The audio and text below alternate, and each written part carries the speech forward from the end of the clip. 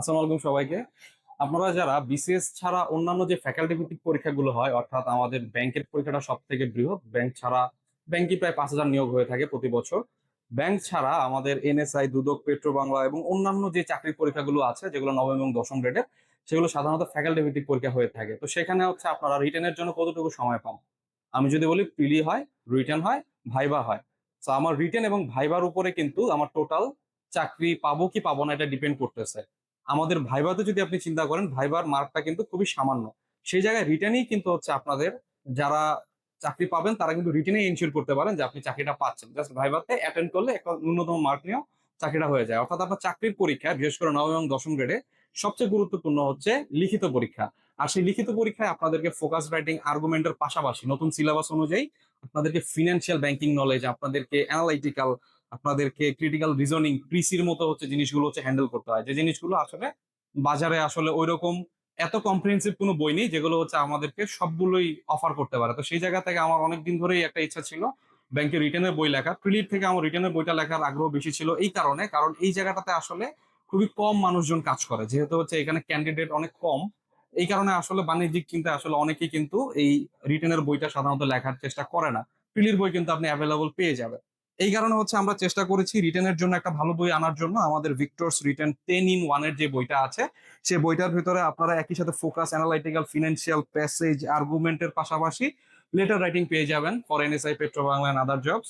আমাদের ট্রান্সলেশন তো থাকছেই, ক্রিটিক্যাল রিজনিং, ইংলিশ, বাংলা এবং ল্যাঙ্গুয়েজ প্রফিসিয়েন্সি, এবং হচ্ছে আমাদের প্রিসি, আমাদের ওজি, ওসি, এডি, এসও থেকে শুরু করে পেট্রো বাংলার এএম বলেন, সহকারী ব্যবস্থাপক বলেন, এনএসআরএডি বলেন, যত পরীক্ষা যা কিছু আসা সম্ভব। বাংলাদেশ ব্যাংকের নতুন সিলেবাস অনুযায়ী আমরা কি দেখতেছি, আমাদের অ্যানালিটিক্যাল রিজনিংটা হচ্ছে আমাদের অ্যাড করে দিছে। আগে শুধুমাত্র আর্গুমেন্ট ছিল, এখন আর্গুমেন্ট 20 মার্কস, অ্যানালিটিক্যাল রিজনিং কিন্তু 20 মার্কস এর আসে। আপনারা যদি হচ্ছে রিসেন্ট এসওর যে পরীক্ষাটা হচ্ছে 24 সাল ভিত্তিক, সেখানে কিন্তু আপনারা এই জিনিসটা হচ্ছে দেখেছেন। সেই জায়গা থেকে চিন্তা করে আমরা চেষ্টা করেছি যে আপনাদের ম্যাথ এখানে নেই, ম্যাথ ছাড়া যে বাকি সব পাঠটুকু 170 মার্কের যে পাঠটুকু সেটা পুরোটাই হচ্ছে এখানে আমরা দেওয়ার চেষ্টা করেছি। ম্যাথের জন্য হচ্ছে আমাদের প্রিলি এবং রিটেন, এটাও একটা ইউনিক বই হবে আপনাদের জন্য সামনে।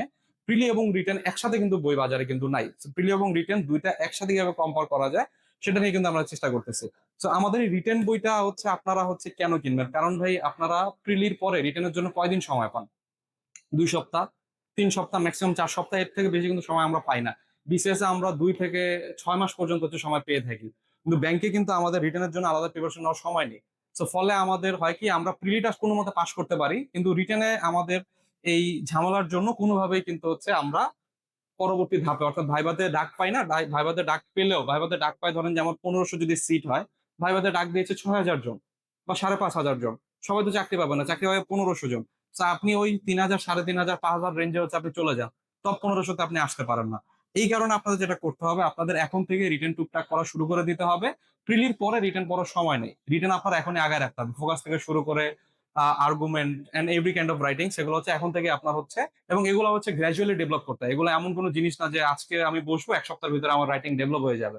তো সেই দিক থেকে চিন্তা করে আমরা একদম নতুন যে টপিক গুলো এসেছে, যেমন আমাদের ফিনান্সিয়াল এবং হচ্ছে ফিনান্সিয়াল নলেজ, এই যে জায়গাটুকু আছে, এখানে হচ্ছে বিগত প্রশ্ন আমরা 300 প্রশ্ন এখানে কালেক্ট করে দিয়েছি। আপনারা দেখতেছেন 6 থেকে 17, এখানে 10 পেজ, 11 পেজের ভিতরে শুধুমাত্র বিগত বছরের প্রশ্ন, এবং পরবর্তীতে বাংলাদেশের অর্থনীতি, ব্যাংকিং খাত, শিল্প বাণিজ্য, শেয়ার বাজার থেকে শুরু করে যত জায়গা থেকে কোশ্চেন আসা সম্ভব, বিভিন্ন রেটস সবগুলো কিন্তু এখানে আপনারা হচ্ছে পেয়ে যাবেন।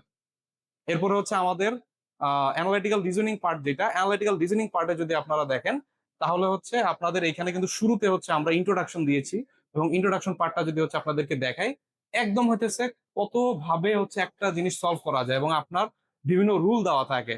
আপনার একটা প্যাসেজ দেওয়া থাকে, সেই প্যাসেজে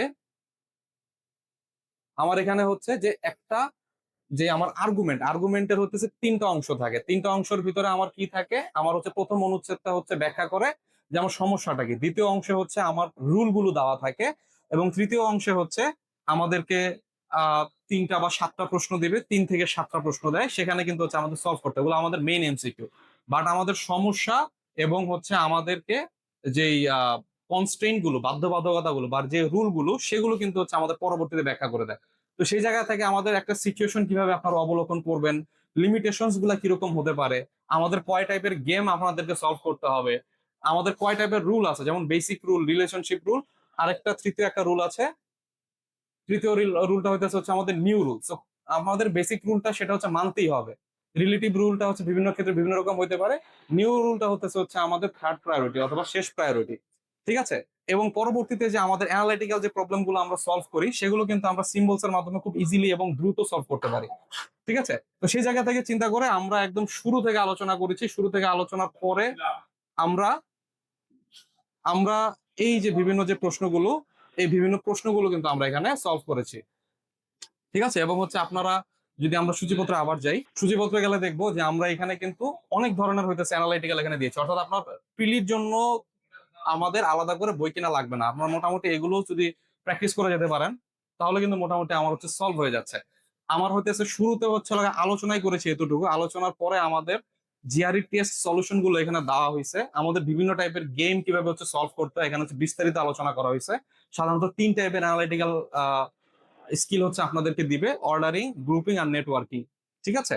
এবং পরবর্তীতে আমাদের জিআরই টেস্টের পরে আমরা বিভিন্ন ধরনের ক্রিটিক্যাল থিঙ্কিং আমাদের কোশ্চেন আসে। আমরা 5 প্রকারের জিনিসের ব্যাখ্যা দিয়েছি এবং পরবর্তীতে প্র্যাকটিস প্রবলেম দিয়েছি মোট 13 টাইপের।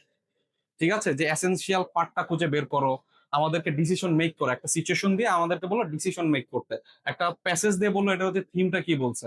আপনারা কিন্তু এই অ্যানালিটিক্যাল যে পার্টটা সেটা কিন্তু মূলত রিপ্লেস করেছে কাকে? প্যাসেজকে। কিন্তু প্যাসেজ আসতো, কম্প্রিহেনশন আসতো, এখন কম্প্রিহেনশনে যায় কিন্তু এইটা আসতেছে। তো সেখানে আপনাদের এই টাইপের জিনিসগুলো কিন্তু খুবই জরুরি এগুলো পড়া। এবং পরবর্তীতে অ্যানালিটিক্যাল অ্যাবিলিটিতে যে অ্যাজ ইউজুয়াল যে অ্যানালিটিক্যাল অ্যাবিলিটি এসে থাকে, calendar, clock, numerical, coding, comparison and order থেকে শুরু করে এখানে কিন্তু 12 টাইপের অ্যানালিটিক্যাল প্রবলেম কিন্তু আমরা দিয়েছি এবং সবগুলোতে বিগত বছরের প্রচুর কোশ্চেন এখানে দেওয়া হয়েছে। আগের গুলো যেগুলো সেগুলো বিগত বছরের বিভিন্ন কোশ্চেন আইবিএ ভিত্তিক বা বিভিন্ন ফ্যাকাল্টি ভিত্তিক যে বিভিন্ন কোশ্চেন গুলো আছে সেই কোশ্চেন গুলোর আলোকে কিন্তু করা হয়েছে এবং ম্যাক্সিমামে কিন্তু বিগত বছরের কোশ্চেনের সমাধান।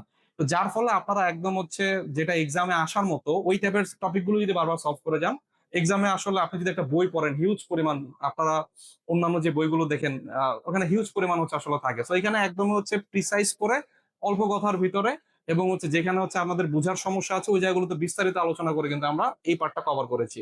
আর্গুমেন্টেটিভ রাইটিং এ যদি আপনারা দেখেন এখানে মোট 47টা আর্গুমেন্টেটিভ রাইটিং আমরা দিয়েছি এবং প্রত্যেকটা কিন্তু বিগত বছরের। কোনোটা কম্বাইন্ড ওসিতে এসেছে, কোনোটা আমাদের এই যে 2025-এর এসওতে আসছে, কোনোটা আমাদের এই রূপালী ব্যাংকে আসছে, কোনোটা আমার বাংলাদেশ ব্যাংক এডিতে আসছে। প্রত্যেকটা এখানে প্রশ্ন ইভেন আমাদের প্রাইভেট ব্যাংকে আইবিএ, এফবিএস এর বিভিন্ন যে আর্গুমেন্ট সেগুলোও কিন্তু আমরা এখানে, যেমন আমাদের এসবিএসসি তে আসা 28 নম্বর কোশ্চেনটা হইতেছে আমাদের একটা প্রাইভেট ব্যাংকে যেটা আইবিএ ভিত্তিক, আইবিএ পরীক্ষাটা নিয়েছিল। তো সেখানে কিন্তু এসেছে। তো আপনি যেখানেই যান প্রত্যেকটা আমার এই আর্গুমেন্টের সাথে আমার কিন্তু এইখানে সুন্দর করে আমার মেইন যে আলোচনাটুকু যে আমার এগেইনস্টে কি, ফরে কি, কনক্লুশনটা কি হবে, এগুলা কিন্তু শর্ট আকারে দেওয়া আছে। আমার এখানে তো যেভাবে পরীক্ষার হলে লিখবেন সেটা তো দেওয়াই আছে। কিন্তু আপনি পরীক্ষার হলে ঢুকার আগে যে ফার্স্ট রিড করবেন অথবা আমার সামনে পরীক্ষা, কালকে পরীক্ষা, আমি কতগুলা মাইন্ড ম্যাপিং তো করতে হয়। মাইন্ড ম্যাপিং করে আমার ডিসিশন নিতে হয় যে আমি কোন কোন টপিক ওখানে কভার করব। তো এখান থেকে কিন্তু আপনারা খুব ইজিলি মেইন যে পয়েন্টগুলো সেগুলো জিস্ট আকারে পেয়ে যাবেন। শুধুমাত্র এটা ইয়াতে না, শুধুমাত্র এটা আমাদের কি বলে এটাকে আর্গুমেন্ট না, আপনি যদি ফোকাসে চিন্তা করেন, ফোকাসও কিন্তু আমরা সেম জিনিসটা আমরা কভার করেছি। ফোকাসের ক্ষেত্রেও আমরা প্রত্যেকটা ফোকাস দিয়েছি আপনার টপিক ভিত্তিক। প্রত্যেকটা ফোকাস দিয়েছি টপিক ভিত্তিক, যে জিনিসটা আপনি আর অন্য কোনো জায়গায় পাবেন না। টপিক ভিত্তিক যদি আমরা যাই, আমি দেখাচ্ছি। মোট আমাদের এখানে 47 কিন্তু আমাদের আর্গুমেন্টেটিভ জিনিস কিন্তু এখানে মানে আর্গুমেন্টেটিভ রাইটিং কিন্তু 47 দেওয়া হয়েছে এবং 10টা হইতেছে আমাদের সাজেশন, বাকি হয়তো 37, 38 পুরাটাই কিন্তু জাস্ট বিগত বছরে বিভিন্ন পরীক্ষায় আসা আইবিএ, এফবিএস এবং অন্যান্য আর্টস ফ্যাকাল্টি তাদের আসা বিভিন্ন যে অ্যানালিটিক্যাল রাইটিং ছিল সেগুলা। আমাদের পরবর্তীতে ফোকাস রাইটিং যদি দেখেন, আমাদের ফোকাস রাইটিং কিন্তু অনেকগুলো চ্যাপ্টারে বিভক্ত। আমরা যদি একটু নিচে যাই, প্রথম চ্যাপ্টারটা হতেছে আমাদের রিসেন্ট ইস্যু। দ্বিতীয় চ্যাপ্টার যেমন রিসেন্ট ইস্যুতে জেনারেশন জি, ব্যাংকিং সেক্টরের বিভিন্ন রিফরমেশন, আমাদের প্রিভিয়াস যে ইস্যুগুলো ছিল যেগুলো এখন রিলেভেন্ট না বা কোনো কোনো ক্ষেত্রে রিলেভেন্ট, আমাদের ফুড সিকিউরিটি, এনার্জি সিকিউরিটি। পরবর্তীতে আমরা বাংলাদেশের যে ব্যাংকিং নলেজটা আছে, আমাদের বাংলাদেশের ডেভেলপমেন্ট রিলেটেড যে প্রবলেম গুলো আছে, ঠিক আছে, সেটার উপর যে ফোকাস। যেমন মনে করেন যে আমি ওভারঅল ডেভেলপমেন্টের উপরে গেলাম, তো এখানে আমাদের সাস্টেনেবল ডেভেলপমেন্টে গেলাম। তো সাস্টেনেবল ডেভেলপমেন্ট জিনিসটা কি সেটা আমরা শুরুতে ব্যাখ্যা করছি। আমরা মাইন্ড ম্যাপিং করে দিয়েছি। এই মাইন্ড ম্যাপিং গুলো থেকে আপনারা খুব ইজিলি আইডিয়া পাবেন এবং হচ্ছে ভিজুয়ালি যেহেতু হচ্ছে প্রেজেন্ট করা, আপনারা কিন্তু খুব দ্রুত ক্যাচ করতে পারবেন যে এখানে আসলে কি কি ডাটা আমার মাথায় রাখতে হবে। তো এখানে হচ্ছে বিভিন্ন যেই একদম কোর জিনিসপত্র, সেই কোর যেই ধারণা, সেই কোর ধারণাটা হচ্ছে নেওয়ার পরে, কোর ধারণাটা নেওয়ার পরে আপনারা কিন্তু এইখানে, তো এই হচ্ছে আমাদের এখান থেকে না দেখে আমরা একদম বই থেকে না হয় দেখি যে আমাদের এই বইয়ের ভিতর যেমন বৈদেশিক বিনিয়োগ আকর্ষণে করণীয়, এই যে ফোকাসটা, সেই ফোকাসটা কিন্তু হচ্ছে আমাদের শুরুতে কিন্তু এই বৈদেশিক বিনিয়োগ রিলেটেড যা কিছু আছে সেটা কিন্তু হচ্ছে আলোচনা করা হয়েছে। ঠিক আছে, বাংলাদেশের বৈদেশিক মুদ্রা যেমন একই চ্যাপ্টারের ভিতরে কিন্তু বিভিন্ন জিনিস এখানে হচ্ছে দেওয়া হয় না, যেমন হচ্ছে ট্রেড অ্যান্ড ইন্ডাস্ট্রিয়াল ডেভেলপমেন্ট, এখানে হচ্ছে চ্যাপ্টার 5। তো এইটার ভিতরে কিন্তু অর্থনীতির বিভিন্ন সূচক, বর্তমানে যে চ্যালেঞ্জেস গুলো, এই সবগুলো কিন্তু এখানে হচ্ছে বেসিক আলোচনা করেছে।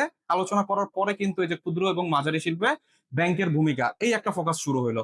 এবং ফোকাসটা কিন্তু আপনারা দেখতেছেন একদম হচ্ছে এক্সাম হলে যতটুকু লেখা যায় তার থেকে সামান্য একটু বড় করে লেখা হয়েছে, এই কারণে যাতে হচ্ছে এখান থেকে মানে আমাদের তো রিটেনশন থাকতে হবে, মানে আমার জিনিসটা তো কিছু থাকতে হবে, আমার তো কিছু লস আছে, তাই না? সেই কারণে হচ্ছে তুলনামূলক সামান্য একটু বড় করে দেওয়া, যে এখান থেকে আপনি জিসটুকু যদি পরবর্তীতে নিজের মতো করে এক্সাম হলে আপনি ডেলিভার করতে পারেন। এবং প্রত্যেকটা ফোকাসের ভিতরে আপনি দেখবেন গুরুত্বপূর্ণ পয়েন্ট সমূহ প্রত্যেকটা ফোকাসের ভিতরে এভাবে দেওয়া হয়েছে। আর্গুমেন্টেও সেম কাহিনী, আমাদের প্রত্যেকটার ভিতরে ফরে কি কি টপিক দেওয়া যায়, আর্গুমেন্টে কি কি টপিক দেওয়া যায় এবং কনক্লুশনে কি লিখতে হবে, তিনটা জিনিস কিন্তু 47টা ফোকাস 47টাতেই হয়েছে। এবং এইখানে যে আমরা 153টা ফোকাস দিয়েছি, যার ভিতরে 100-র উপরে ফোকাস শুধুমাত্র বিভিন্ন বছর বিগত প্রশ্ন, আর কিছু না, বিগত বিভিন্ন প্রশ্ন টোটাল 100টা।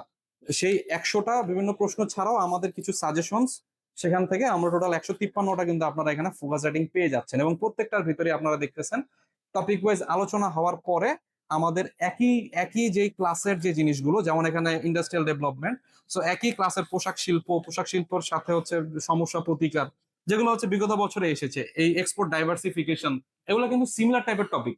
সিমিলার টাইপের টপিক কিন্তু এক জায়গায় নেওয়া হয়েছে এবং শুরুতে একটু বেসিক আপনাদের ডাটাগুলো এবং বেসিক আলোচনাগুলো দেওয়া হয়েছে যাতে করে হচ্ছে আমাদের পরবর্তীতে এটা পড়তে সমস্যা না হয়। এবং হচ্ছে আমাদেরকে কিছু কি পয়েন্টস হচ্ছে এখানে প্রত্যেকটা ফোকাসের সাথে আপনারা পেয়ে যাচ্ছেন, যার ফলে আপনাদের কিন্তু পরবর্তীতে ফার্স্ট রিভাইজ করা যে মেইন আসলে 5টা পয়েন্টটা কি বা আমি অ্যাকচুয়ালি কি পড়তেছি এখানে, সেই কি পয়েন্টস গুলো কিন্তু আপনাদের জন্য ইজি হয়ে যায়। এবং প্রত্যেকটার ভিতরে আপনারা যদি দেখেন এরকম কিন্তু হচ্ছে আমরা কি বলে এটাকে, এটা হচ্ছে ইনফোগ্রাফিক্স হচ্ছে দিয়ে দিয়েছি যাতে পরবর্তীতে আপনারা মাইন্ড ম্যাপিং করতে পারেন বা ইজিলি জিনিসগুলো হইতেছে আপনি ক্যাচ করতে পারেন।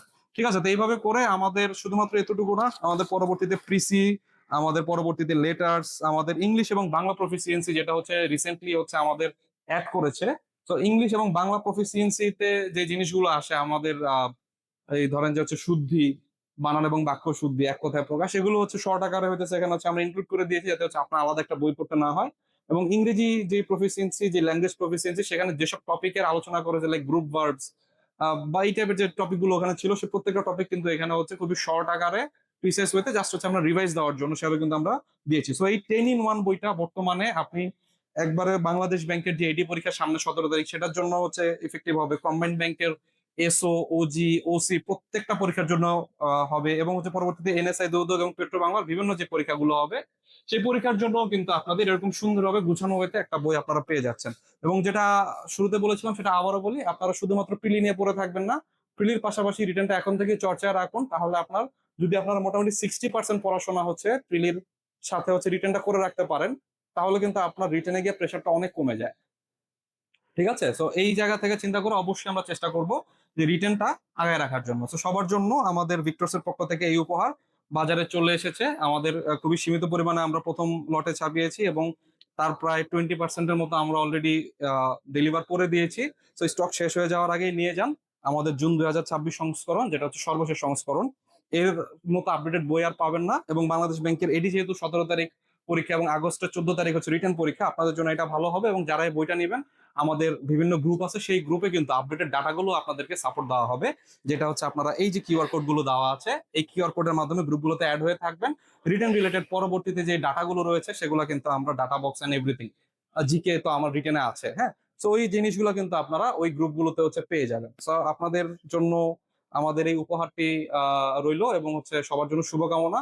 ইনশাল্লাহ বাংলাদেশ ব্যাংক এডিতে হচ্ছে আমরা সবাই প্রিলি কোয়ালিফাই করে রিটেনে বসতে পারবো এবং পরবর্তীতে যে এক্সামস গুলো আছে সেগুলোতে হচ্ছে আমরা খুব ভালো একটা প্রিপারেশন নিয়ে রিটেন পরীক্ষা দিতে পারবো। আজকে অনেকের প্রশ্ন থাকে যে বইটা আসলে কোথায় পাবো। বইটা বর্তমানে নীলক্ষেত এবং বাংলা বাজার দুই জায়গাতেই আপনারা পাবেন। নীলক্ষেতে জেনারেল লাইব্রেরি, মামুন লাইব্রেরি, আর বাংলা বাজারে হয় কলেজ লাইব্রেরি এন্ড হচ্ছে সুমনা বই ঘরে আপনি এই বইগুলো পেয়ে যাবেন। এবং ঢাকার বাইরে আমরা আস্তে আস্তে হচ্ছে বাইরে সাপ্লাই দেওয়া শুরু করেছি। আপনার ঢাকা চিটাগাং, ঢাকার বাইরে চিটাগাং, রাজশাহী, খুলনা সহ অন্যান্য যে শহরগুলো আছে সেখানে হচ্ছে আপনারা খুব দ্রুতই পেয়ে যাবেন।